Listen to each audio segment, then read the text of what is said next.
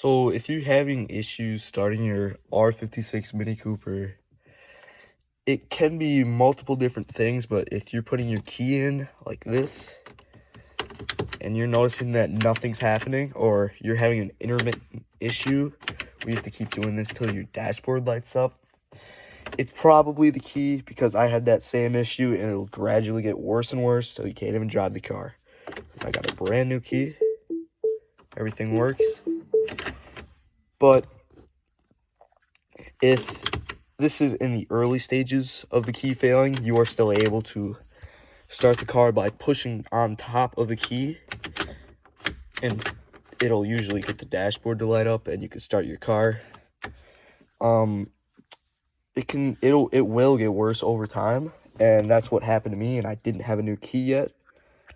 And I took my key apart, unsoldered the battery, and then I put the two top of my fingers on top of these by the middle button on top of the circuit board, and you can start the car right up.